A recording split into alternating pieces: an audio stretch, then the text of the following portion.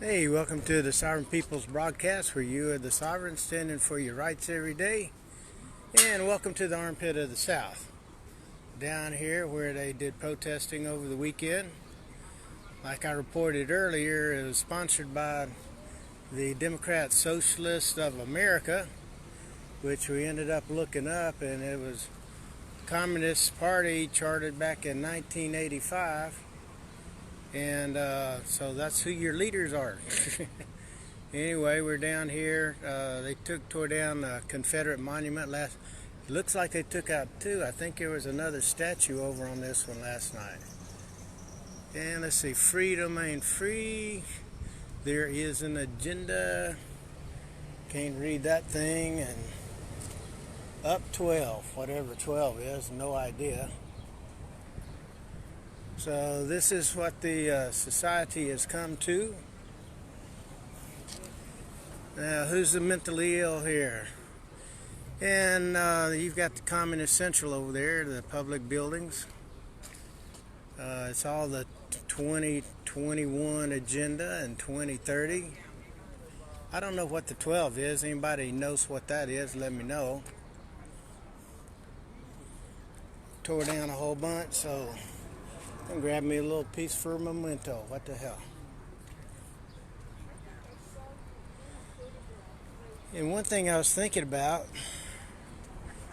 this is not just disrespectful, but a lot of people, if you believe in spirit and everything like that, what type of energy does it take to destroy history? Of course, that's one of the platforms for the Communist Party and how they do when they go into any country and start taking things down. They just try to tear down the societies. But anyway, this is the way life is at this particular point.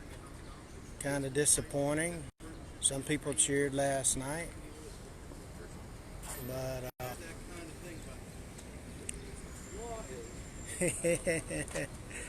kind of interesting. We got some planted people around here even today. Caucasus, main mountains. Can't read all that. I'll leave it on here just a minute. Caucasians, immigrants, Europeans, white people, albinos. Albinos are God's proof that darkness is the light. Oh, speaking of darkness and the light, if y'all don't know, that was actually a like the Washington Monument. I don't know if it's an Illuminati thing or whatever, but that's what was standing there yesterday. They tore it down last night.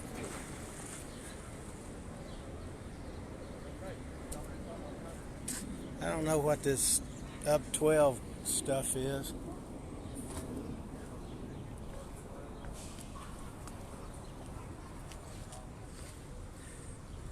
I don't know why they're talking about albinos. That's kind of rude and disrespectful of people in general, I would say. White people are byproducts of albinos. Too much education around here, I guess. Speaking of education, that's the educational building right there, I think. Or it's right now, there it is right there. And one community around here that I'm in, the local school system is ranked 14.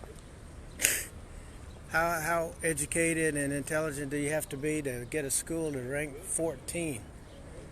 And that's, from the bottom, guys. That's not up to 100. So, anyway, disappointing, disrespectful, but that's the mentality of people these days. Some people. And again, like I said, is sponsored by the Democrat Socialist of America. That's what they told me. And again, they are chartered for the Communist Party back in 1985. So anyway, just thought I'd share it with you. And there's one statue I want to look at. There's I tell you what, it's a beautiful day. I'll just do a little walk and talk here. And if y'all are on, have any questions, toss it on the screen and I'll look for messages. Yeah, a friend texted me last night, told me what was going on, so turned on the news and they had cranes out. The news was up on top of a building over there, videotaping everything. And but this is where all your rulers hang out. And good to be a subject, isn't it? All you little citizens that haven't read the law, or maybe you did and volunteered to be a subject of another, in this case a corporate state, where you have no rights they claim, and that's against the law, which I've told you, but they claim that you have no rights, powers, or authority, only state-controlled privileges, which, like more people are learning, all this stuff is a lie. The truth in law is that you have all rights, power, and authority, and that you lend a portion of your rights, powers, and you never lend or give up your authority, because they don't ever tell you that. But you give up a portion of that while your public officials, public servants, are on good behavior. And only the people, and remember in the Constitution, people is both singular and plural, so you as an individual have the sole and exclusive right to take all your rights and powers back by Ninth Amendment, retain all rights. And again, I've told you all this before, why do you retain? Remember, everybody keeps on talking about reserved, and everybody writes reserved. Corporations write reserved, and there's a legal reason. The Ninth Amendment says retained because the people have all rights that even pre-existed the construction of the Constitution and the government. And you have, and those rights exist to the extent that you cannot even give them away, much less do what the state claims. They just take it away and sell you a privilege for profit. So anyway, just thought I'd share that with you. And you know, this is the way you destroy or try to destroy societies. Will the American people allow that to continue? You know, they try to push it, hey, it's a color, race issue and all this stuff. I guess in some people's minds it is. Other people's minds, they don't have an issue particularly one way or another. You know, you just kind of want folks to get along and not be beat up and killed or all this other insane stuff that goes on usually by people in that building over there, or a building similar, or the little people running around in the little uniforms. You know, I don't want to be disparaging about anything, but some people are on ego trips and feel they have the almighty power and can do no wrong. And just like this, you know, there's, you know, secret and other societies and all where, you know, that are very instrumental in plotting things long term. And like one of the parts of the Communist Manifesto, you just nibble away bit by bit over time. And then, like I said, they already tell you about Agenda 21 and Agenda 2030. 2030. And a lot of people still haven't woke up paying attention or even know anything about it. So anyway, just want to take a little opportunity today to come down there, and some people may want to cheer, and I think from a spiritual perspective, you had a lot of people that fought in these wars. And what I keep telling you, and you know, I've been to places where you mentioned Jefferson Davis. People get really angry and they say a lot of incorrect things about him. But what he stood up for and what he left the Senate for and came back to the South and was president of the South, he's the only one who has stood up for the sovereignty of each individual. And he didn't classify a race or a class of people. It was for all mankind. Same thing that was stated in the Declaration of Independence. How can you fault a man or a society or a group of people who are standing up for the rights of all people, all natural and unalienable rights? And I've already, shared the letter with you that states that very, very clearly. But anyway, these people have no clue about it, and most of them couldn't care less. And the ones that are being paid, which was very obvious Sunday when I was down at a different park, they're all bought and paid for to get these protests going and get people, stirred up and all. Anyway, that's my share for today. Hope y'all have a good one.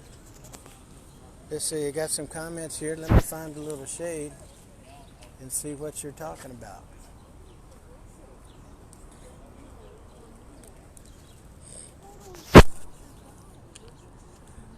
What's your opinion?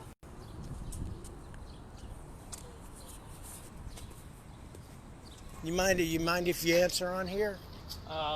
Could I do the same to you? Yeah, sure. Cool. Is this like part of a podcast or? Yeah, I'm doing a little Facebook Live right now. Just came down here to kind of share, and a lot of people stand up for the rights of the individual, and sometimes history matters, and then there are agendas that try to tear things down. Yeah, for sure.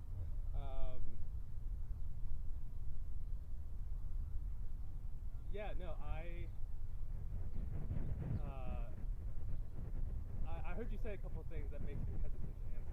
Oh, okay. Well, be comfortable. I'm good either way. So was I wrong when I heard you say that this was the armpit of the South? Well, I've heard somebody call it that. But I'm pretty sure you said that. Did you say that? I did say that right over there. Right. So you said that. So when you say this being Birmingham is the armpit of the South. Is that what you said? That's what a friend referred to it as. Yeah. And so were you just repeating what your friend said? Yes. Now, I think you also said that this was the work of like democratic socialists. Yeah, they were the ones that sponsored the rally or whatever they did on Saturday. Because I didn't know, I went down there. Yeah, totally. I just asked the gal and I said, well, who sponsored put this on? She told me. So do you personally believe that the democratic socialists put this on? I don't believe nothing. I said what the gal told me. She's the one working there and the one getting paid. Because earlier when I was listening to you do your podcast. Hey, thank you very much. Yeah, no problem. Yeah. Because you did it right next to me.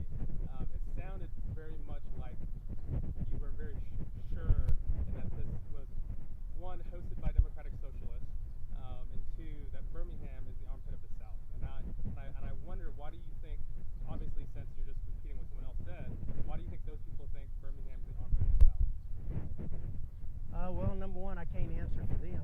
Yeah. Can you answer for what you said over there? Pardon? Can you answer for what you said over there? Yeah, sure. As far as the armpit of the South, it's kind of like there are many parts, not only in America, but across the world, that pretty much get destroyed or run down. Where they're and one pulled out is always Detroit. Okay, and you look around Birmingham and all, there are really some really good areas, but a lot of it is just, well, I don't want to say a lot of it, but there's a chunk of it that's just real run down. The city doesn't take care of stuff, yet they bleed people for taxes on property that have no value, and things like. So anyway, but a lot of communities have that going on. It's probably in every community around the world as far as that goes. But is that kind of addressing what you're asking? Yeah. So how do you feel about this?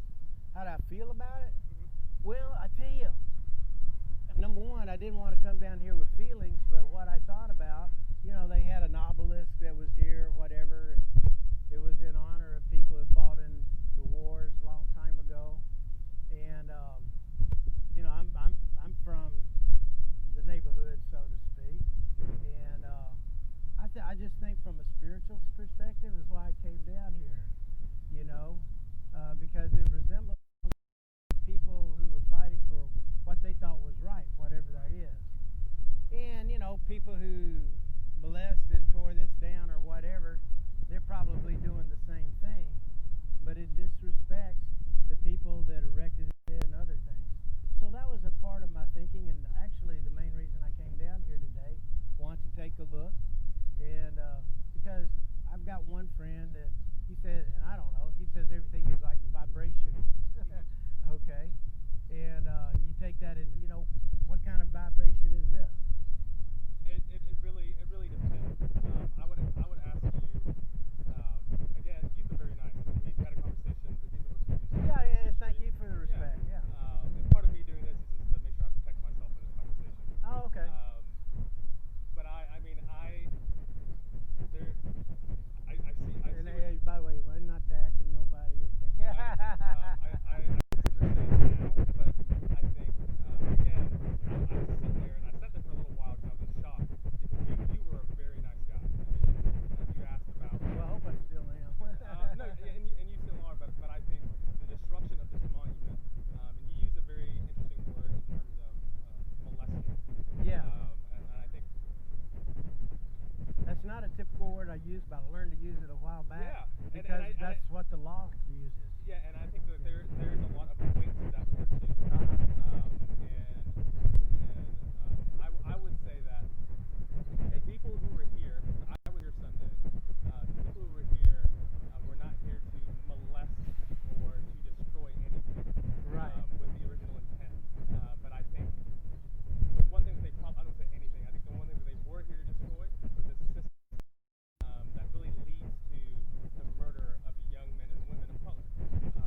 And I think in a lot of ways, for me as an Asian man, I'm very lucky that I don't experience the same type of fears that a lot of black and brown folks in our community. And so for me, and I'll be honest with you, when I biked out here this morning, I cried because I remember being here, I think 4 or 5 years ago, when the previous mayor tried to take this down and he couldn't. And there were a lot of folks, as you were saying, a lot of folks in this armpit of a city who said, we don't want this monument. And then there were people who weren't from the city, like yourself, from other neighborhoods who came in and said, we know that this monument pisses you off, but we don't care because our history is more important than your history. Because this monument to black and brown folks represents history and generation of slavery, of oppression that still exists today. Now, whether or not you believe that those things exist, well, number one, I understand it, and it exists at least in people's mind, if not to some extent in fact, like performance of the gentleman that was killed, about a week ago. When you say performance, what do you mean? Performance is how one behaves, how one acts. So most of it everything comes between an individual's ears. And it's the individual. And one thing I try to do, because a lot of issues, people bring color into it. And there are. That is a factor, and I understand it. Okay, but when we first met, you asked me about the mask, and we had a conversation about that. Yeah. And the second follow-up question you asked me was, hey, do you know this other Asian guy? Yeah. And I did not take offense to it, right? Yeah. And so to me, when you say that we don't look at things with color, right? Like color doesn't exist in our world. What was your second thought? I didn't say that, but go ahead. But what was your second thought when you like, I want to talk to this guy. Oh, he's Asian. Maybe he knows another Asian guy I know. And I'm not saying that you were anti-Asian or anything like that. But what I'm saying is you can't work from a colorless lens in this world while still having a lens of color. I understand. I accept that. But I'll tell you exactly why I brought it up. We and I were great friends. We sat next to each other for years. He's from Vietnam. You said you're from Vietnam? Hey, it's not, odds are you don't know we. but it doesn't hurt to ask. It's just like I got friends, in Central and South America, and I meet somebody like from Costa Rica, and say, oh, what part or whatever. That's only association. It's got nothing to do with anything. So I know that you said earlier that you see why people believe that police brutality, specifically towards black and brown men and women, exists. But and then you also added a caveat of, and maybe some of it exists in reality, right? So are you saying that you understand why people feel this way, but you personally don't believe most of the time it's actually about race? I understand, and unfortunately, at times it is about race. Okay, but that's for that individual. Whoever's doing the assaulting in that case, that's his problem. You and I, we didn't create it. As far as I know, you and I don't particularly have a problem about race or anything else. Okay. I have a problem with white supremacy, personally. Okay. Well, I've got concerns about that myself at times, but it doesn't mean that everybody you see is a white supremacy. I don't think they're white supremacists. No, I'm just saying it doesn't mean that everybody is. Some people just, if you're white, and I read the law the other day, and I talked about this on the broadcast. If you ever read the definition of what white is, it doesn't include Caucasians. It doesn't include a lot of the people that people call are white. I never knew that, but I read it like about 3 or 4 days ago, and it's the legal definition from 1800s. So you would say legally that there are some people we call white that aren't white? Oh yeah, by law, yeah. I mean, because we call all Caucasians white, right?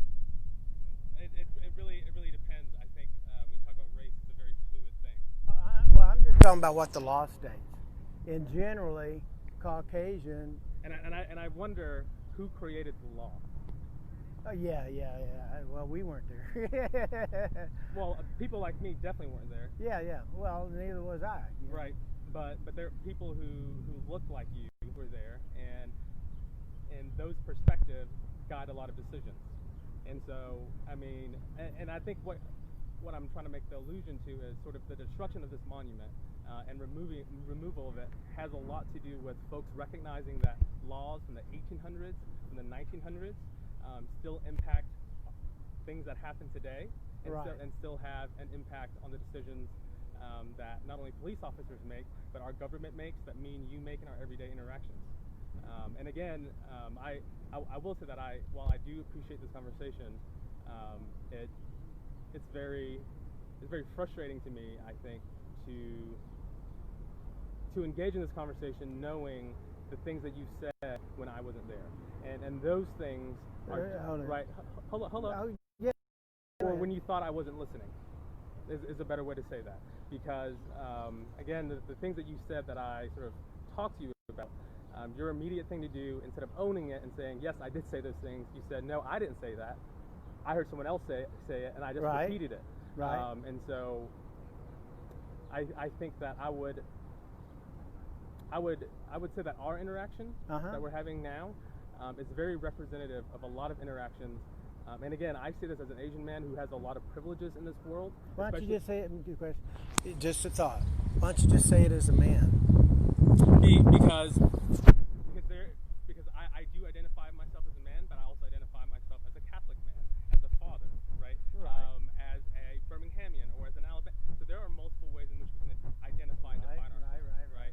And in America, because of who I am, because of what I look like, that is changed, right? The way that people look at me. Say that again, please. The way that people look at me is significantly different than the way that people look at you. Right? Just because our skin tone, right? Yeah. Okay. Sure. We can go with that. Do you disagree with that?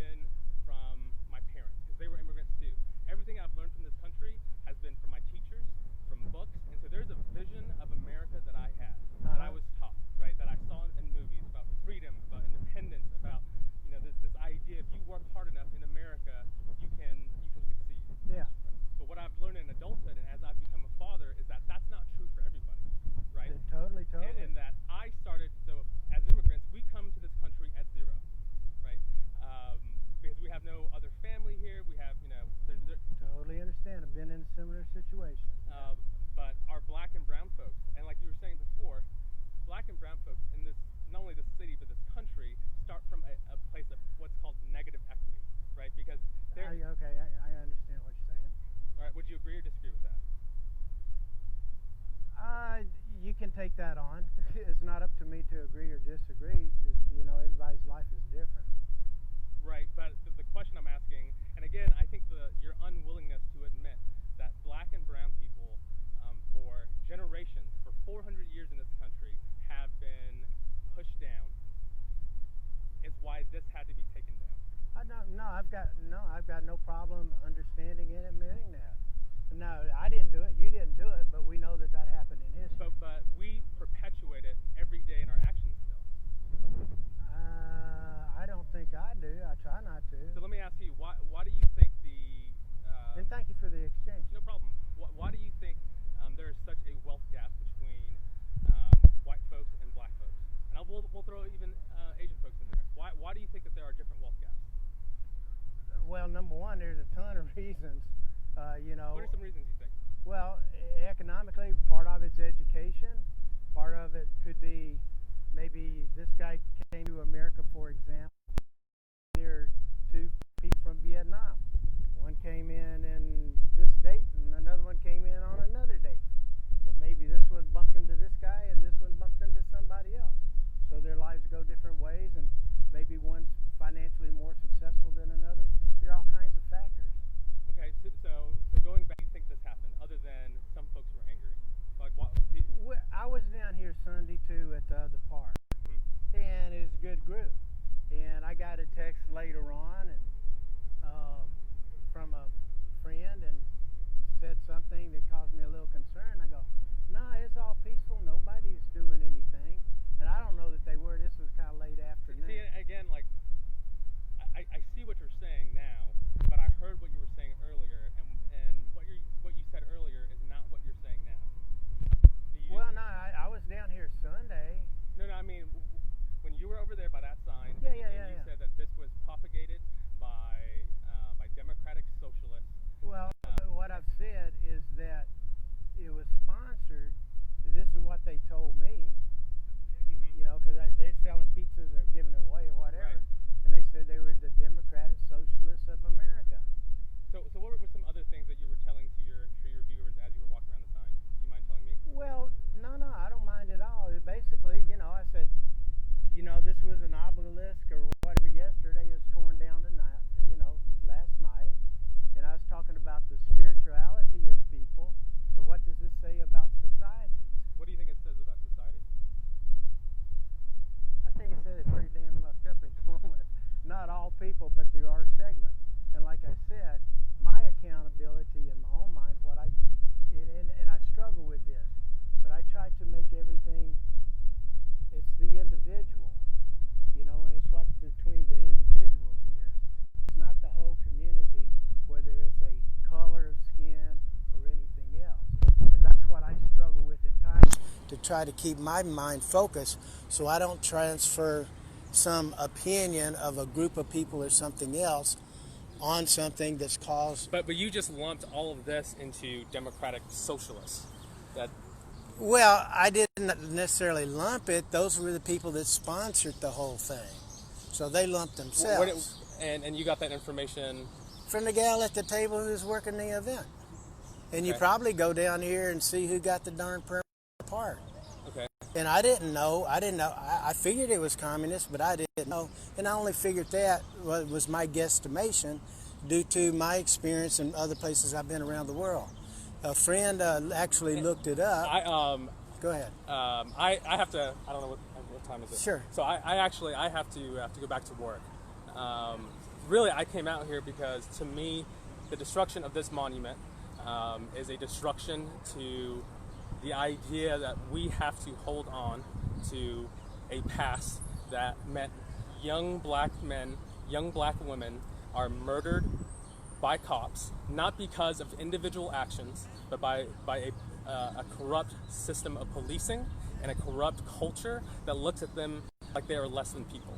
Now, you probably don't agree with me on that. And I appreciate. I got no problem understanding it, and and a chunk of that is correct. I speak very good English, so I Yeah. know you don't. You don't have an issue with understanding it, but there's a difference between understanding something and accepting something as fact. Because at the end of the day, it is statistically fact that black men and women are incarcerated, are hunted down, are killed by police more than Asians. I've sat more right than there. whites. I totally understand, and I've sat there right beside them, okay, in jail. Right. So there are a lot of assumptions about me. I'm not because no. I just want to say this. There are a lot of assumptions about me or anyone else because of my color of skin that I don't know. I haven't experienced or gone through some similar type things. No one is saying that you, as a white person, have never struggled. And I'll be honest with you. Okay, and I keep saying this, but as an Asian man, right, there are a lot of conflicts between Asian and black communities, right? I'm sure you've heard of the LA riots. You know, you had Korean store owners on top of their shops shooting black rioters, right? And so when someone says white supremacy or white people are racist, they're not saying you are actively going out here and hunting down people from the rooftop with a gun, right? They're not saying that. But what they are saying is that if you don't actively work to address the systems in our community, then you are complicit. I do every day. Okay. I do my best. And I think we can. I will say this. I think our conversation has inspired me now more than ever to continue to fight for my black and brown brothers and sisters who live in this, what you call, an armpit of a city. And I hope that this monument, personally, I hope that this stays the way that it is, because I think this is a perfect representation of what's going to happen to white supremacy, to systems of oppression, as long as people, white, black, Asian, men, women, straight, queer, stick together and stay on the same page. And I get what you're saying, and this idea of independence, right, of individual decisions. That's for myself, trying to stay focused so I don't bleed my opinions and other assumptions onto someone else. And it's a struggle for me just to try to, but I think that's an honest thing to try to do. Yeah, and again, I appreciate this conversation. And I appreciate you. Just a minor question, because I know you have to go. Would you like to see if we could speak again and maybe come up with solutions? Yes, but I don't think that it's a valuable use of our time and your time, okay. To meet unless we can both agree that anti-blackness exists in our society. I got no problem with that. But there's anti-blackness, there's anti-Native Americans, natives all over the world. Because that anti-blackness is worse than anti-whiteness, anti-Asianness, anti-Native Americanness. That very well can be true. Okay, but I try to look at us as all equal, trying to go in a common direction together. But again, what you're saying. So I've done a lot of work in political communication. Yeah. And a lot of the language that you're using is literally off of the sheet of how of how you should talk about issues towards someone who might be passionate about black rights or LGBTQ rights, right? So again, you're trying to reframe everything I'm saying into I'm not racist or I don't have anything against black people. I just believe that it's about individual decisions and individual actions. Well, that's a focus I try to fix my own mind in, so I don't carry my baggage or someone else's onto you, for example, But we all carry baggage. Yeah, we do. It's not about pretending the baggage doesn't exist. It's seeing each other. And I'm not doing that. I'm always trying to assess myself. But you are a little bit. Because when we look at each other, and if I don't see you for not just who you are now, but who you've been, and the entire body of your experience, then I'm not doing you any favors. Because all of us carry who we are with us. I carry my faith with me every single moment of every day. In the same way I carry my skin color. In the same way that someone who is LGBTQ carries their sexuality. And so, like, again, everything you're saying is literally off of the sort of anti-social justice, how do you respond to that playbook? And reframing everything, right, away from systems of oppression. And that's what we're talking about. Our society. I appreciate hearing that. And shifting it, and shifting systems talk into individual actions. We're not talking about individual actions. We are talking about systems that have been here, like you said, like the definition of whiteness. That one right there. Right? You can argue that the government is also a system of oppression. Nothing to argue, it's a fact. Right? And the government is a system of oppression specifically towards marginalized folks, primarily because of who it was made up of. Right? For a long time, white women were not included as part of the conversation. They were oppressed. Right. And they got their rights. Right. Okay? And so again, I would love for us to sit down. I would, but I would like for our conversation to be more genuine. Because again, I think if we're both being honest with each other, you know that there are certain things that you want to say, and we could do this off camera. I'm fine either way. Because and again, I, the things you that can teach me about myself on you're talking about the political focus and my language and things like that. Because I'm like you, I presume. I try to improve myself every day. And I'm standing up against wrong every day. And people on my broadcast know that. Do you think you being here is standing up for a wrong? Pardon? Do you think part of you being here is to show a societal wrong? Well, I leave that up to people to decide what they want to see out of it. I care more about you. I care more about you. Yeah, I think this is wrong. At the same time, I understand maybe a part of it was right. Okay? So what part do you think was wrong? What part do you think was right? Well, the part that was right, I think, was whoever put up the monuments standing up for the people who died trying to do what they thought was right. And what they thought was right was? Well, fighting in the Civil War, oppression from the North. And one thing that you probably didn't hear